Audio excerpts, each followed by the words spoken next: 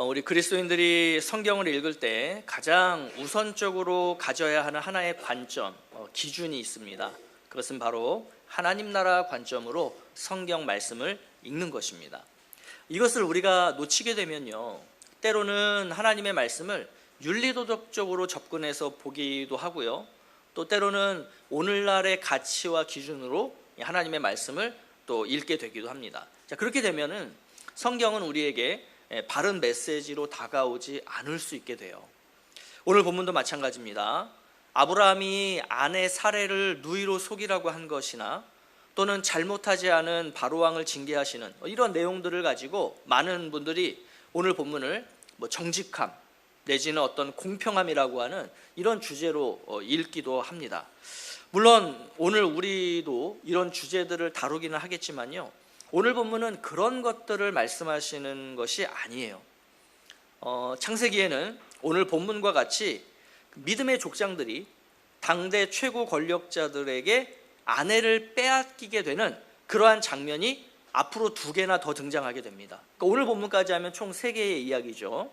이 이야기들을 하나님 나라 관점에서 보면요, 이것은 하나님께서 아브라함에게 약속하셨던 그 내용 중에 민족, 그러니까 씨, 자녀, 자손, 이것을 위협하는, 이 하나님의 약속을 위협하는 굉장히 중요한 주제를 담고 있다는 것입니다. 아울러서 이제 하나님께서 아브라함과 정식으로 언약을 맺으시는 장면이 창세기 15장의 내용인데요, 요 직전에 오늘 본문을 포함해서 총 3개의 이야기가 기록이 되어 있어요. 자, 이 이야기들은 아브라함이 그 약속의 땅에서 살아가면서 만나게 되는 다양한 삶의 갈등들에 대한 이야기들이 기록이 되어 있거든요. 이건 역시도 어떤 윤리 도덕적인 것을 이야기하고자 하는 것이 아니고요, 하나님께서 약속하셨던 이 땅에 대한 약속을 위협하는, 그리고 그것을 사람과 하나님이 어떻게 해결해 가시는가라고 하는 그런 중요한 주제를 담고 있다는 것입니다. 그래서 결론적으로 말씀을 드리면요, 오늘 본문은 1차적으로는 하나님의 약속을 어그러뜨리려는 어떤 아브라함의 시도와 그 주변의 인물들, 그리고 그것을 막으시고 자신이 하셨던 약속을 정말로 끈질기게 지켜가시려고 하시는 그 하나님의 열심, 이렇게 표현할 수가 있어요. 자, 그리고 이러한 하나님 나라적인 관점은 오늘날 우리 삶에도 동일하고 그리고 일관되게 적용이 되고 있다는 것이고요, 그렇기 때문에 우리가 이러한 부분들을 알아야만, 그러니까 하나님 나라 관점으로 말씀과 우리의 삶을 보아야만 건강하고 바른 신앙생활을 할 수 있게 된다는 그러한 의미입니다. 자, 그러면 이제 우리가 내용을 좀 하나씩 살펴가 보겠습니다. 가나안 땅에 도착한 아브라함, 우리가 이제 지난번 지도로 한번 보셨죠? 북쪽으로 이제 도착을 해서 쭉 남쪽으로 내려갑니다. 그래서 이제 남방 네게부라고 이제 성경에는 자주 등장하는데, 이 남방 네게부 지역에 아마 아브라함이 거주했던 것 같아요. 자, 그런데 그 땅에 기근이 들었습니다. 기근. 당시의 기근을 좀 객관적으로 우리가 살펴볼 필요가 있어요. 자, 가나안 땅이라고 하는 것은요, 비의 여부에 따라 풍작과 기근이라고 하는 것이 너무나 극명하게 드러나는 지역이었다라고 합니다. 이제 이 가나안 땅의 우기, 비가 오는 시절이 겨울과 봄이었는데요, 이 겨울과 봄에 만약에 비가 적게 오거나 오지 않으면 그 가나안이라고 하는 것은 순식간에 이 사막과 같은 땅으로 변하는 곳, 이게 이제 가나안이었다라고 하는 것이죠. 근데 반면에 그 가나안과 인접해 있는 이 애굽, 이집트라고 하는 것은요, 사시사철 마르지 않는 나일강이 있었기 때문에 이 기근을 이겨내기가 상대적으로 굉장히 수월했겠죠. 또 이 기근 시기에도 애굽에는 양식을 사고 팔 수 있는 시장이 형성되어 있었다라고 합니다. 그렇다 보니 기근이 들면 이 가나안 사람들, 특별히 이제 그 애굽 접경에 있는 이 남방 지역의 사람들은 통상적으로 어디로 갔겠어요? 애굽으로 내려갔던 거예요. 자, 그러면 아브라함은 어떻게 했을까? 이런 상황 속에서 아브라함은 어떻게 했을까? 다른 사람들처럼 통상적으로 이 아브라함도 그 극심한 기근을 피해서 애굽으로 가기로 결정했다는 거예요. 여기서 우리가 이 상황을 조금 더 자세히 살펴보면 좋을 것 같습니다. 자, 아브라함을 향하신 하나님의 뜻 중에 뭐가 있었냐면요, 내가 너에게 줄 땅으로 가라였어요. 그러면 이 아브라함이 갔던 그 땅이 바로 가나안 땅이에요. 그러면 이 가나안 땅의 주인이 누구라는 의미예요? 아브라함의 주인이죠. 그죠? 근데 지금 이 주인이, 이 땅의 주인이 기근이 왔다는 이유만으로 어떻게 한 겁니까? 자신의 땅을 버리고 다른 땅으로 갔다는 거예요. 자, 기근은요, 우리가 어떻게 신학적으로 볼 수 있냐면, 하나님 나라적으로 볼 때 이 기근은 뭐냐면 바로 이렇게 하나님의 땅, 하나님의 약속을 위협하는 세상의 도전, 세상의 현상이라고 볼 수 있는 거예요. 그렇다면 아브라함은 이 현상을 세상적 관점으로 보면 안 되고 이걸 뭘로 봐야 돼요? 하나님 나라적 관점으로 봤어야죠. 그런데 그렇게 하지 않았다는 거예요. 그럼 여러분, 하나님 나라 관점으로 이 기근을 바라본다는 게 어떤 의미겠어요? 내가 왜 이 땅에 와 있지?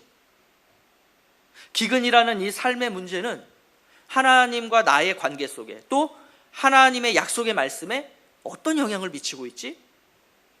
나는 이 기근이라고 하는 이 삶의 문제를 성경적으로 하나님 나라 관점에서 이것을 어떻게 받아들이면 좋고, 어떻게 해석하면 좋고, 또 이걸 어떻게 해결해 가면 좋을까라고 말이죠. 이게 하나님 나라 관점으로 오늘날 내 삶에 다가오는 기근, 아브라함도 그 기근을 이렇게 바라보았어야 한다는 거예요. 그런데 아브라함은 그런 어떤 고민이나 생각이 없었던 것 같아요. 그리고 그저 세상 사람들이 기근이 오면 취하는 그 통상적인 세상의 방법대로 자신도 그렇게 살아가려고 했다는 것이죠. 그래서 성경이 이렇게 표현하고 있는 거예요. 그리로 내려갔으니, 왜냐하면 이는 그 땅에 기근이 심하였습니다. 그러니까 아브라함이 내려간 건 어떤 하나님의 뜻과도 관계없고, 내가 하나님의 약속을 받은 자로서의 삶도 관계없고, 그냥 기근 때문에 내려갔다는 거예요. 아브라함은 이처럼 기근이라는 삶의 문제를 신앙적으로 바라보았던 것이 아니라 그냥 그 눈에 보이는 기근 자체로 바라본 거예요. 세상적으로 바라보았다는 거예요. 이러한 아브라함의 결정과 행동, 다시 말해서 우리의 세속적인 결정과 행동은 하나님께서 주신 땅의 약속을 위협하는 요소, 하나님이 있으라 하신 곳에 있지 못하고 그것을 떠나도록 만드는 그러한 영적인 삶에 굉장히 도전을 하는 그러한 요소였다라고 하는 것입니다. 여러분, 이것은 아브라함 당시에만이 아니라 오늘날 우리의 삶도 마찬가지예요. 이 땅을 사는 그리스도인들도 세상 사람들과 별 차이 없이 삶에서 여러 기근들을 만나게 돼요. 물질의 기근이라던가, 어떤 사람과의 관계의 기근이라던가, 또 내 건강의 기근이라던가, 등등을 말이죠. 자, 그럴 때마다 세상 사람들이 대처하는 효과적인 방법들이 있겠죠. 근데 문제는 우리 그리스도인들도 아무 생각 없이 그렇게 세상 사람들처럼 통상적으로 가장 효율적인 방법들을 찾고자 한다는 거예요. 그 기근들에 대처하고자 한다는 것이죠. 근데 이것이 왜 문제가 되냐 하면요, 이러한 결정으로 인해서 그 이후에 펼쳐지게 되는 어떤 여러 상황들이 이 그리스도인을 하나님으로부터 점점 멀어지게 만들기 때문이라는 것이죠. 아브라함의 이야기를 통해서 보면요, 그 기근 때문에 애굽으로 내려가려는데 한 가지 큰 걱정이 있는 거예요. 자, 그 걱정이 뭐냐 하면, 이게 이제 우리가 성경에는 없지만 한번 추측을 해보는 겁니다. 자, 애굽으로 내려가는 이제 그 가나안 사람들을 보면서 저 사람들 어디 가지? 애굽으로 간다는 거예요. 왜 애굽으로 갑니까? 거기 가면 이러한 것들이 있다는 거예요. 지금 기근이니까 여기 있으면 안 되니까 애굽으로 가야 된다는 거죠. 그러니 아브라함도 그걸 보면서 그러면 우리도 애굽으로 가야 되는 거 아니야? 자, 그런데 아브라함에게 있어서 애굽으로 간다는 게 익숙한 길입니까? 아니면 초행길이었을까요? 이 아브라함은 가나안 오기 전에 우르 땅, 하란 땅, 여기서 살았던 사람이에요. 근데 가나안으로 왔단 말이죠. 그러면 아브라함에게 있어서 애굽에 간다는 것은 아마 처음 있는, 그러한 자신의 인생에서 처음 가보는 그러한 길이었을 거예요. 그럼 처음 갈 때 여러분들 그냥 짐 싸들고 그냥 무작정 가십니까? 뭐가 필요해요? 현지에 대한 정보가 필요할 거 아니에요. 그럼 이걸 누구에게 물었겠어요? 그 가나안 땅을 자주 왔다 갔다 했던 그 남방지방, 그 가나안과 애굽의 경계지역, 그 가나안 지역에 살았던 그 사람들 아니겠어요? 그 사람들에게 어떤 이야기를 들었을 거예요. 애굽에 가면 뭘 조심해야 돼요? 뭐가 맛있어요? 어떻게 살아가면 돼요? 이런 얘기를 들었겠죠. 근데 무슨 이야기를 듣게 되냐면, 애굽이란 땅은 나그네들에게 호의적이지 않다. 특별히 당신의 아내를 볼 때 굉장히 아름다운 사람인데 애굽 사람들은 당신의 아내를 빼앗고 당신을 죽일 수도 있다. 예전에 우리 옆집 아무개도 그 애굽에 갔다가 아내 빼앗기고 그 남편은 그 자리에서 죽었다. 당신 아내를 보아하니 그럴 가능성이 굉장히 크다. 그러니 조심해라. 이런 이야기 들었겠어요? 안 들었겠어요? 들었겠죠. 그러니까 이걸 고민하고 걱정하고 염려하고 있는 거예요.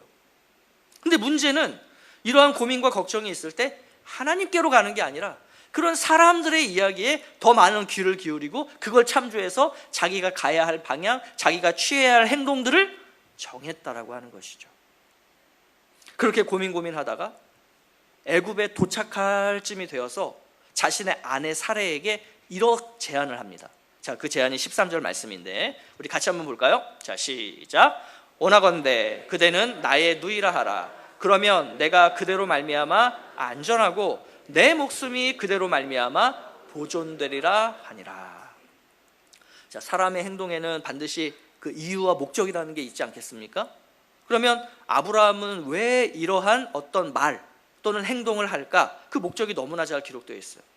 자, 일단 아브라함은 애굽에 가서 사레를 아내가 아닌 여동생으로 신분 위장을 하자라고 이야기를 합니다. 이게 참 교묘한 말이에요. 너무나 교묘한 말이에요. 그러니까 실제로 사레는 아브라함의 이복 여동생이라 그랬죠. 그러니까 틀린 말 아니에요. 엄밀히 이야기하면 거짓말이 아니에요. 근데 거짓말은 아니지만 이게 뭐냐면 기만이에요. 자, 왜 그런지는 이것이 가져오는 파급 효과를 통해서 드러나게 됩니다. 자, 그런데 더 큰 문제는 왜 이렇게 하자냐는 거예요. 그렇게 해야 되는 이유와 목적이 뭐냐는 거예요. 그게 뭐라고 말씀하세요, 성경이? 내가 안전하고 내 목숨 보존하기 위해서 그렇게 하자는 거예요. 그럼 이게 교묘한 거예요. 근데 왜 교묘하냐면 아브라함의 안전과 목숨이 중요할까요? 안 중요할까요? 중요하겠어요? 안 중요하겠어요? 뭐 남의 목숨이니까 안 중요해요? 아브라함 입장에서는 내 목숨이니까 중요했을 거 아니에요. 그죠? 근데 그게 왜 중요하냐는 거예요. 내 목숨이 왜 중요하느냐? 아브라함이 죽으면요, 하나님의 약속이 성취될 수 없어요. 하나님은 아브라함을 통해서 하나님 나라를 이루시겠다라고 말씀하셨는데 이 아브라함이 죽어버리면 하나님의 약속이 성취될 수가 없어요. 그러니 아브라함 입장에서는 자신의 이 안전과 목숨을 보존하는 것이 누구의 뜻인 거예요? 하나님의 뜻인 거예요. 내가 성경적으로, 신학적으로, 신앙적으로 내가 왜 이런 삶을 살아야 되느냐? 하나님의 약속을 이루기 위해서 너를 나의 여동생 누이라고 해야 돼 라고 하는 거예요. 내가 죽으면 하나님 약속이 어떻게 되니? 그러니 네가 희생해라, 네가 죽어라, 이런 말이에요. 근데 여러분, 이게 굉장히 익숙하지 않습니까? 익숙하지 않아요? 이 땅에서 그리스도인들의 삶이 이런 경우들이 너무 많아요. 너무 많아요. 하나님께 묻지도 않고 그냥 세상 사람들이 그렇게 사니까 그 세상 사람들과 똑같이 세상의 가치와 세상의 방법을 따라서 살아가요. 자, 그래 놓고는 내가 그럴 수밖에 없다는 정당성을 찾는데 이 정당성을 어디서 찾냐 하면 여기서 찾아요. 성경에서. 하나님, 제가 이렇게 살 수밖에 없는 이유 성경 여기에 써 있잖아요 라고 한다는 거예요. 자, 그리고는 거기서 발생하는, 내가 그렇게 선택했을 때 발생하게 되는 그 어떤 손해나 이런 것들을 내가 보려고 하지 않아요. 왜? 나는 이것을 하나님의 뜻이라고 이렇게 포장했잖아요. 내가 이렇게 세상적인 방법대로 세상 사람들과 똑같이 살아가는 이유는 성경 이것 때문이에요. 그 나를 포장했잖아요. 거룩하게, 정당하게. 그러면 거기서 발생하는 손해는 누가 봐야 돼요? 네가 봐야 되는 거예요. 당신이 봐야 되는 거예요. 그와 그녀가 봐야 되는 거예요. 성경이 아브라함을 뭐라고 표현하냐면 믿는 자들의 조상이라고 표현해요. 여러분, 그렇지만 이것은 최소한 오늘 본문의 아브라함을 가리키는 표현은 아닙니다. 먼 훗날의 이야기예요. 먼 훗날에 그 세상적인 것들이 다 꺾이고 닳고 닳아서 그 먼 훗날 최종적으로 하나님 앞에 올바르게 섰을 때의 이야기지, 적어도 오늘 본문의 아브라함은요, 자신의 믿음과 자신의 삶을 일치시키지 못하고 있는 전형적인 세속적 그리스도인의 모습이 바로 오늘 본문의 아브라함인 거예요. 물론 이런 아브라함도 훗날 믿음의 조상으로 평가받는 인물이 되는 것을 볼 때 우리도 일종의 위안 내지는 가망성을 보는 거죠. 나도 늦지 않았구나. 그죠? 그래서 여러분, 우리가 이런 표현을 하잖아요. 우리의 인생 속에 어떤 삶의 문제, 이제 이게 오늘 본문에서는 기근이라고 표현이 되는 건데, 우리 삶의 어떤 기근적인 요소들은요, 나의 믿음의 수준이 어떠한가를 드러내서 보여주는 일종의 바로미터 역할을 한다라고 보셔도 틀리지 않아요. 아울러 그 기근적인 요소들로 인해서 오히려 조금씩 그 일치되지 않았던 믿음과 삶이 조금씩 일치되어져 가는 그런 믿음의 성장과 성숙을 이루게 만들어주는 것도 뭐냐 하면, 그게 바로 우리 인생에 찾아오는 기근이라고 하는 거예요. 기근이 없는 인생이 있겠습니까? 삶에서 기근을 만나지 않는 사람이 있을까요? 없어요. 따라서 중요한 것은 그런 인생의 기근이 찾아왔을 때 우리가 그것을 어떻게 대처하느냐는 것입니다. 그래서 오늘 아브라함의 이야기는 이런 면에서 우리에게 너무나 좋은 일종의 반면교사의 역할을 하고 있다, 이렇게 우리가 볼 수 있겠죠. 한번 계속 말씀을 보겠습니다. 자, 하나님께 묻지 않은 그 지극히 인간적인 결정과 이제 거기서 연결되어서 사례를 아내가 아닌 누이로 속이는 것까지, 그러니까 우리가 이제 세상적인 표현으로 굉장한 잔머리를 굴려가며 그럴듯한 신앙적인 정당성을 확보했어요.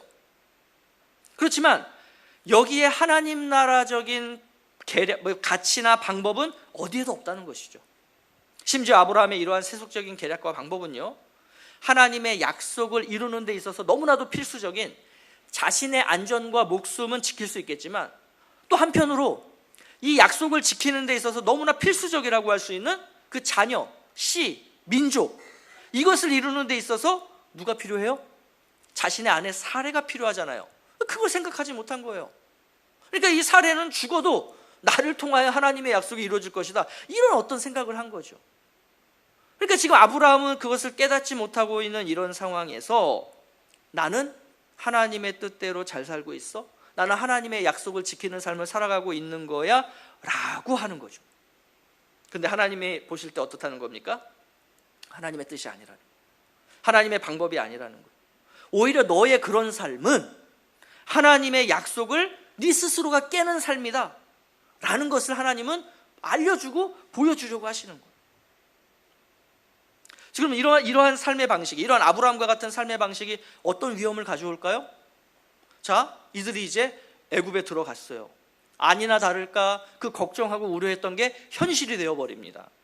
근데 그 현실은요, 아브라함이 했던 우려를 더 뛰어넘는 더 거대한 것이었어요. 자, 사례를 눈여겨본 사람들이 일반 애굽 사람만 있었던 것이 아니라 그 여인을 눈여겨봤던 사람들 중에 누구도 있었냐면 바로의 신하들이 있었던 거예요. 그러니까 아브라함은 거기까지는 전혀 계산하지 못했어요. 뭐 내가 아내 데리고 애굽에 들어갔는데 바로 왕이 내 아내를 취할 것이다, 이런 생각을 할 수가 없죠. 그런데 그런 일이 벌어진 거예요. 전혀 계산하지 못하고 전혀 예상하지 못했던 그러한 상황 말이죠. 근데 여러분, 우리도 그래요. 우리가 삶에서 만나게 되는 어떤 기근적인 상황 앞에서 우리가 때로는 하나님의 방법을 따르지 않고 그 세상 사람들이 말해주는 어떤 데이터라든가 전문가의 의견이나 경험자들의 조언이라든가 또 내가 지금까지 배워왔고 습득해왔던 것들을 바탕으로 우리는 뭔가 그럴듯한 어떤 계획을 세우고 그 계획에 따라 어떤 행동을 취하지 않습니까? 근데 그것이 오히려 상황을 더 어렵고 복잡하게 만드는 경우들이 얼마나 많으냐는 거예요. 오늘 아브라함도 그런 거죠. 자, 바로의 고관들이 왕이시여, 우리 애굽에 굉장히 아름다운 여인이 있는 걸 우리가 봤습니다 라고 칭찬을 하자 순식간에 그 아브라함과 사레가 바로왕 앞에 서게 된 거예요.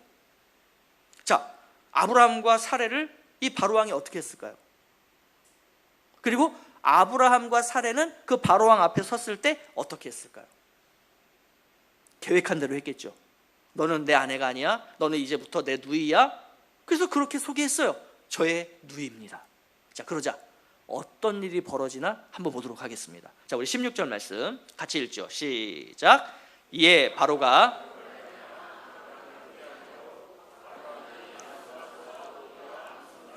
나귀와 낙타를 얻었더라.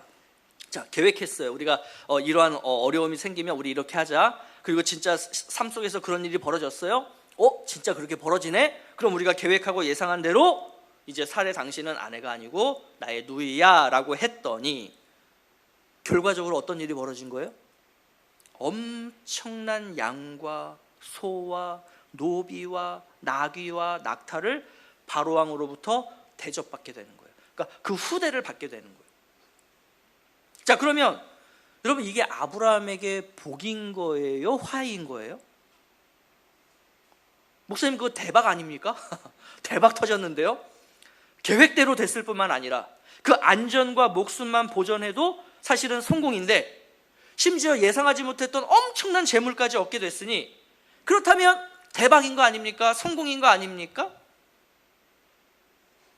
그럼 다시 역으로 올라가 볼까요?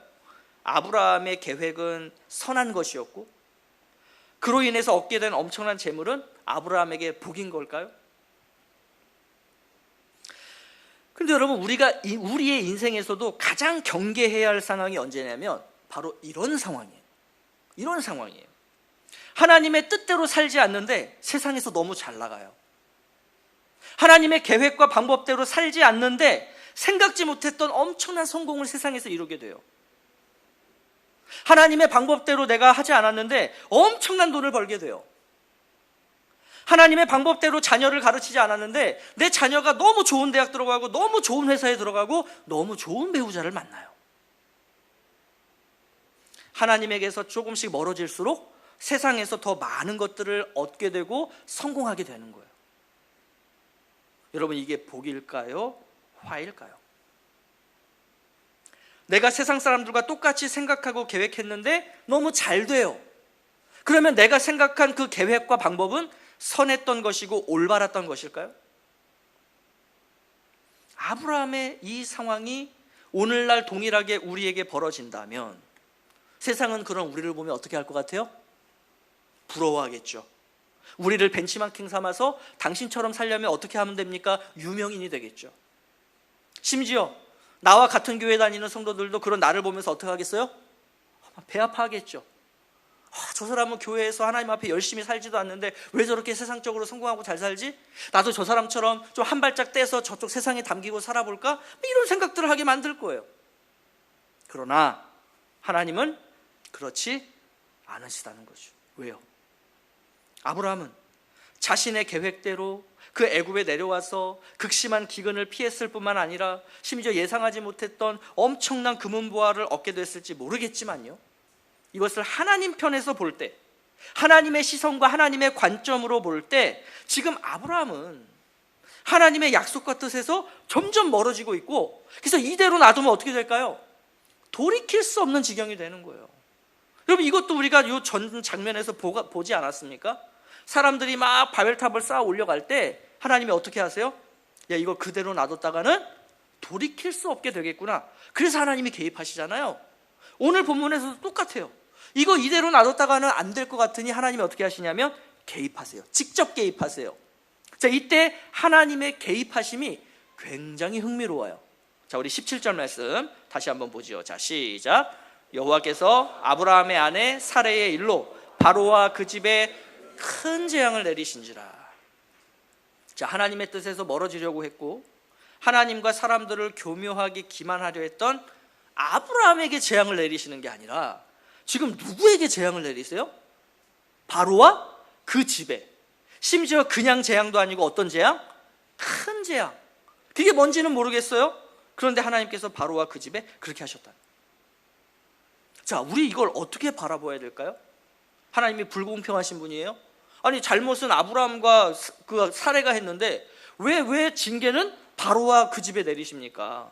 아니, 이게 하나님 공평하신 거예요? 그러니까 하나님의 백성을 사랑하신다는 게 이런 식의 사랑입니까? 라고 이제 우리는 자꾸 생각을 하게 되는데 이제 그게 아니라는 거죠. 우리가 오늘 이 장면은 두 가지로 생각을 해볼 수가 있어요. 두 가지. 자, 첫 번째는 뭐냐면 바로와 그 집이 행한 악행이 이 아브라함에게 행한 것이 첫 번째가 아니라는 거예요. 다른 나라 사람들도 이 이야기를 할 정도로 애굽의 악행은 아주 그냥 자자했던 거죠. 자자했던 거죠. 오히려 아브라함에게는 대가를 지불하고 사례를 데려왔는데, 만약 사례가 아브라함의 여동생이 아니라 아내라는 것을 알았다면 바로가 어떻게 했을까요? 아마 이전과 같이 바로가 아브라함을 죽이고 그 사례를 취하지 않았을까요? 여러분, 이 바로가 아브라함에게 줬던 그 물질들은 과연 바로의 것이었을까요? 아니면 그렇게 이 남편을 죽이고 아내를 취하면서 그 사람들이 가지고 왔던 재물을 획득했던 것일까요? 그러니까 이것은 우리가 한편으로는 하나님께서 이 아브라함 사건을 기점으로 이 전까지 끊임없이 행해왔던 악행에 대한, 바로와 그 집안에 대한 하나님의 징계라고 볼 수 있다는 거예요. 자, 그러면서 이제 두 번째가 더 중요한데, 이 두 번째가 뭐냐면 아브라함을 향한 메시지예요. 아브라함을 향한 메시지. 하나님은 아브라함을 뭐라고 부르셨냐면 모든 민족에게 복이 되는 존재가 될 것이다 라고 말씀하셨어요. 그러면 이 아브라함은 모든 민족 중에 한 사람이라고 할 수 있는 바로, 그리고 그 집 사람들에게도 뭐가 돼야 돼요? 화가 돼야 돼요? 복이 돼야 되잖아요. 하나님의 말씀대로라면. 그런데 지금 이 바로와 그 집은 아브라함 때문에 복을 받았습니까? 화를 받았습니까? 화를 받은 거예요. 복이 되라고 가나안 땅으로 기껏 불러놨는데 이 아브라함이 하나님 말씀 어기고 애굽 가서 지금 그 애굽 사람들에게 뭐가 돼요? 재앙의 씨앗이 돼버린 거예요. 여러분, 오늘날 이런 경우들이 너무 많아요. 제가 이제 좀 자주 이렇게 만나게 된 어떤 분에게 조금 이제 안면도 트이고 조금 친해져서 제가 이제 이렇게 말씀드렸죠. 교회 이제 한번 나오시죠. 교회 한번 나오시죠. 제가 목사라는 걸 아시거든요. 교회 한번 나오시죠. 그런 말씀을 드렸더니 막 손사래를 치시면서 저는 절대 교회 나가지 않습니다. 이렇게 말씀하시는 거예요. 그래서 왜 그러시냐라고 여쭤봤더니 교회 다니는 사람들한테 너무 됐다는 거예요. 너무 교회 다니는 사람들한테 많이 속았다는 거예요. 대금을 준다는 날짜에 주지 않고 심지어 몇 년이 지났는데도 아직까지도 내일 줄게라고 한다는 거예요. 내일 줄게. 근데 더 분하고 억울한 건 그 사람의 그 태도라는 거예요. 진짜 미안합니다. 제가 정말 아직 지금 상황이 안 돼서 제가 이때까지 꼭 만들어서 드릴게요가 아니고 내가 준다라고 할 때 오세요. 이런 식의 태도라는 거예요. 근데 그 사람들이 다 교회 다니는 사람들이었다는 거예요. 그래서 제가 말씀드렸죠. 그래도요, 우리 교회에는 그런 분들이 안 계실 거예요. 그랬더니 그분이 어떻게 하시냐면 저를 이렇게 한참 이렇게 보시더니 아무 말씀 안 하시더라고요. 그러니까 이게 어떤 느낌이었냐면 이 말을 내가 할까 말까 하다가 안 하신 느낌이에요. 할 말 많지만 제가 하지 않을게요. 이런 표정이었어요. 하나님께서 우리를 부르셔서 우리를 통해 복음이 누군가에게 전해지게 하고, 그래서 내가 믿었던 예수를 믿음으로 구원받은 나처럼 다른 누군가도 예수 믿고 구원받도록 하시기 위해서 우리를 부르셨는데, 다시 말해서 이 아브라함처럼 세상에 복이 되는 존재로 우리를 택하시고 부르셨는데, 지금도 많은 그리스도인들이 그 세상 속에서 살아가면서 그 세상 사람들에게 복이 되지 못하고 오히려 화가 되는 경우들이 너무 많다는 거예요. 근데 그 이유가 뭐냐? 성경은 오늘 그 이유가 뭐라고 말씀하시고 있냐면 성도가 하나님 나라의 가치와 방법을 따르지 않고 이렇게 세상의 가치와 방법에 따라 살아가기 때문이다라는 것이죠. 자, 이러한 아브라함에게 된통당한 이 바로가 하는 말, 교회 한번 나오시죠 라고 했을 때 바로는 뭐라고 얘기하나 한번 볼까요? 자, 우리 18절 19절 말씀 우리 같이 한번 보겠습니다. 자, 시작. 바로가 아브라함을 불러서 이르되 네가 어찌하여 나에게 이렇게 행하였느냐? 네가 어찌하여 그를 네 아내라고 내게 말하지 아니하였느냐? 네가 어찌 그를 누이라고 하여 내가 그를 데려다가 아내를 삼게 하였느냐? 네 아내가 여기 있으니 이제 데려가라 하고. 그리고 나서 교회 갔을까요? 안 갔을까요? 아브라함이 다니는 교회 출석했을까요? 안 했을까요? 여러분이라면 그 아브라함이 다니는 교회 나가시겠어요? 여러분은 바로의 이 말이 어떻게 들리십니까? 어찌하여 그러니까 왜? 너 왜 그래? 저는 바로의 이 말이요, 바로의 이야기가 아니라 하나님께서 바로라고 하는 그 사람의 입을 통해 아브라함에게 하시는 하나님의 말씀으로 들리더라고요. 너 뭐니? 너 왜 그러니? 너 왜 그렇게 사니? 아내라고 말하지 않고 누이라고 말하면 그거 거짓말이 아닌 거야? 불법을 행하지는 않지만 편법은 행하면서 나는 법을 어기지 않은 정직한 사람이라고 생각하는 거야? 너 그렇게 살지 말어. 자, 네가 말한 누이 아니고 너의 아내가 여기 있다. 너 이 아내 내가 다시 돌려줄 테니 네 아내 데리고 이제는 좀 꺼져줄래? 라고 하는 거죠. 꺼져줄래? 하나님의 사람에 대해서 학을 떼는 것 같은 그런 어떤 바로의 이 분노와 억울함이 느껴지십니까? 오늘날 이 교회와 그리스도인들을 바라보는 그 세상 사람들의 시선과 감정이 이 바로와 같지는 않았을까? 여러분, 이 바로가 진짜 얼마나 분하고 억울했으면 그 대가로 주었던 엄청난 재물들 있잖아요. 야, 이제 네 아내 내가 줄 테니까 너 그거 내가 줬던 거 다시 줘 라고 하지 않고 심지어 그것도 어떻게 하라는 거예요? 갖고 꺼지라는 거예요. 아우, 보기도 싫고 끔찍하니까 너 때문에 그 재물들도 부정탄 것 같아. 그냥 갖고 꺼져. 이런 거죠. 그래서 아브라함이 부자 된 거예요. 아브라함이 괜히 부자 된 게 아니고 이래서 부자가 된 거예요. 그래서 아브라함이 13장 2절에서 이 아브라함을 보고 뭐라고 합니까? 13장 2절에서 뭐라고 해요? 우리 한번 13장 2절 한번 같이 보실까요? 뭐라고 하죠? 아브라함에게 가축과 은과 금 풍부하였다. 부자 됐다는 얘기잖아요. 여러분, 이게 좋은 거예요? 만약에 이것을 좋은 것, 선한 것이라고 여긴다면 과연 그 사람을 우리가 그리스도인, 하나님의 백성이라고 할 수 있을까요? 예수 그리스도를 믿고 구원받은 사람이라고 할 수 있을까요? 우리가 이제 다음 이야기에서 이제 살펴보겠지만 이렇게 불이하게 얻은 이 재물이 아브라함 가정에게 굉장히 큰 화가 돼요. 갈등을 일으키는 요소가 돼요. 이렇게 아브라함의 결정과 행동들은 자칫 하나님의 약속을 깨뜨릴 뻔했지만 그 하나님께서 적극적으로 개입하심으로써 아브라함도 사레도 무사히 애굽에서 다시 어디로 갑니까? 다시 가나안으로 돌아오게 됩니다. 원래 있어야 할 그 자리로 하나님께서 다시 돌려놓으신 거예요. 인생에 찾아온 기근으로 인해서 아브라함은 자신의 이 믿음이 얼마나 보잘것없는 것인지를 깨달았을 거예요. 아울러 이 하나님의 백성으로서 이 세상에서 살아갈 때 뭐가 중요한 것이며 어떤 것이 가치 있는 것이며 어떤 방법이 바른 방법인가도 깨달았을 거예요. 이것은 현대를 사는 우리 그리스도인들도 마찬가지입니다. 혹시 현재 여러분의 삶에 그 기근과 같은 어떤 상황이 찾아오진 않았습니까? 그렇다면 여러분은 그 기근을 어떻게 해결하려고 하세요? 어떻게 그 기근 속에서 대처하려고 하십니까? 이때의 여러분의 선택과 그로 인해 펼쳐지는 어떤 현실은 나의 믿음이 어떠한 믿음인가를 너무나 적나라하게 드러내서 보여줄 거예요. 그러나 더 중요한 것이 있어요. 그게 뭐냐면 우리가 어떤 선택을 하고 어떤 방법을 택하던 하나님께서는 어떻게 하세요? 우리의 인생 가운데 직접 개입하실 것이고 우리와 약속하셨던 그 하나님의 약속을 하나님께서는 끈질기게 우리의 삶 가운데 이뤄가실 것이다 라고 하는 거예요.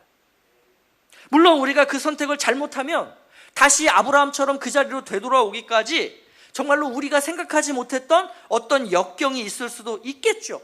오늘 아브라함처럼 말이죠. 또 때로는 생각지도 못했던 대박이 터질 수도 있겠죠. 오늘 아브라함처럼 말이죠. 그렇지만 그것의 정체가 무엇인가를 우리가 분명하게 바라볼 필요가 있다는 거예요. 아무쪼록 내 뜻과 계획을 이루는 선택인가, 아니면 하나님의 뜻과 계획을 이루는 선택인지를 우리가 기도하며 고민할 줄 아는 그런 우리 성도님들이 되시기를 간절히 원합니다. 그래서 하나님의 뜻과 계획을 이루는 선택을 하셔서 그 하나님 나라의 가치들에 더 우선되는 선택을 하셔서 정말로 하나님께서 그 약속을 이루시기에 부족함이 없는 그러한 하나님 나라의 참된 백성들, 성숙한 그리스도인들이 되시기를 예수 그리스도의 이름으로 축복합니다.